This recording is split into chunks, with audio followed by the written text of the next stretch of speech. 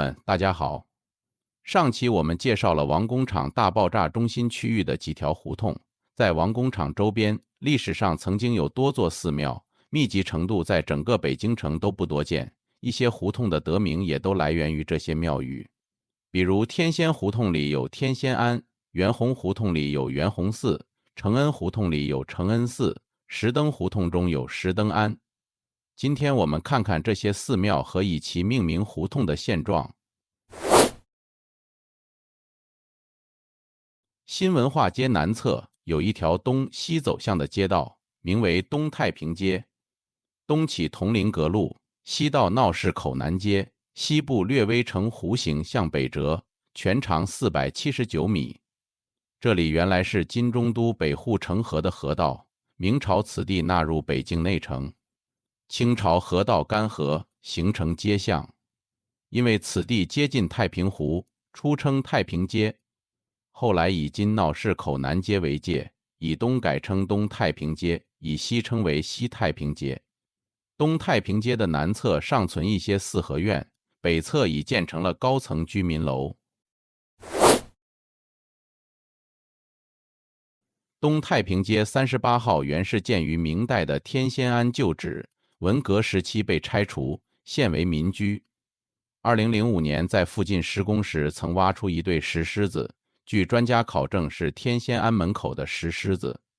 天仙庵是供奉西天王母的庵堂，有的天仙庵也将观世音菩萨请进来。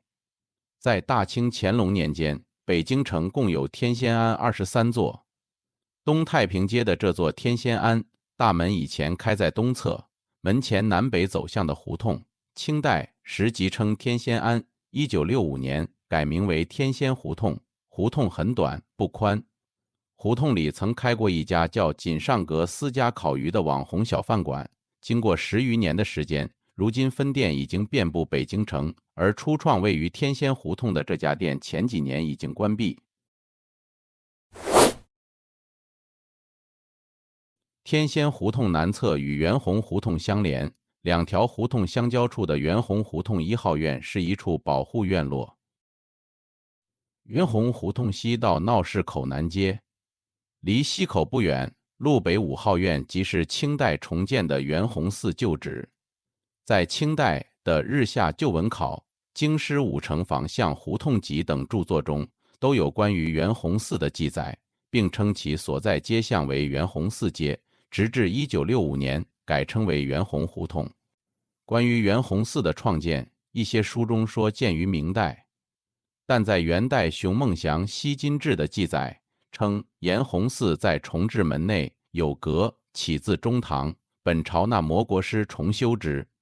延洪寺与元洪寺是什么关系呢？金中都北城原在今东西太平街偏南的位置，而重治门是北城元东门，在东西太平街相交处。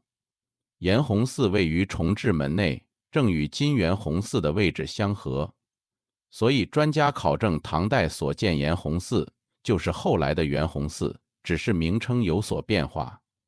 元洪寺内部虽然现在已破败不堪，成为大杂院，但它作为金中都北部城垣与重治门的重要坐标，作为北京城变迁发展的脉络与历史标志有重要意义。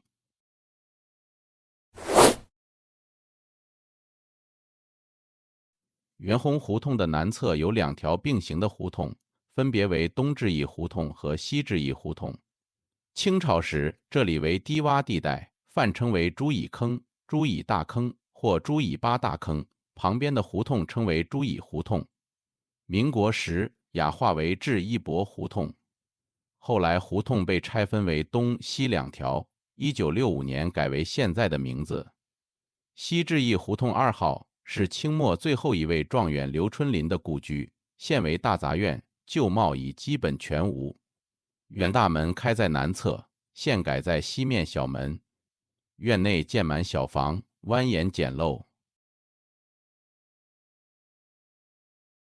只有中院正房依稀可见旧房廊子，正是状元当年的住房。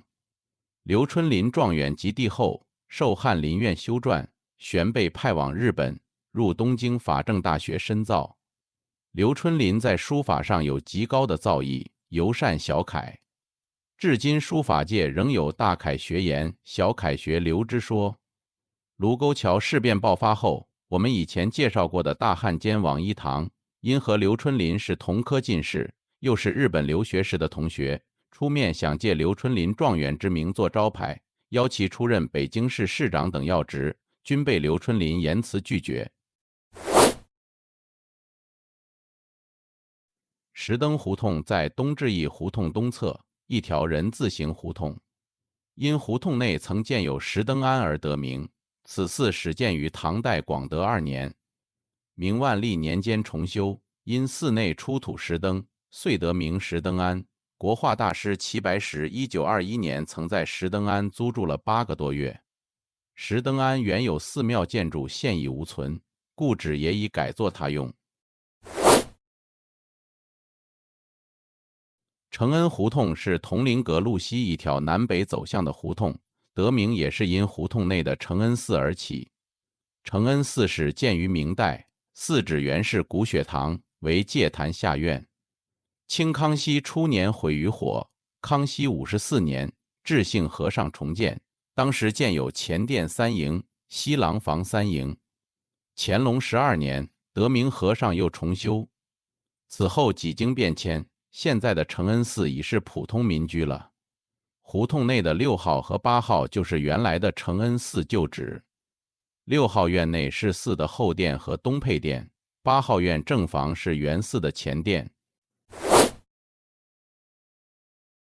承恩胡同南口与温家街相连，温家街是一条较长的胡同，全长313米，东起铜陵阁路，西到东至义胡同。有关这条胡同的来历资料并不多，不过从名字可以推断，这条街是和温姓人家有关。以姓得名，这也是北京胡同以姓氏命名的一个惯例。1911年后也称作过沈家街。温家街1号院是西城区重点保护院落，就在胡同东口，很明显算是这条街里最大气的院子了。地势比其他地方地势高出一大块来，要8级台阶才能上去。单从广亮大门院门就能看出，这里曾经的主人非富即贵。院子分西北2路，占地面积非常大，院内房屋众多，不过大多都是后建的。5号也是个保护院落，门楼小，属蛮子门，虽外表不甚起眼，却是西城区第0031号保护院落，资格很老。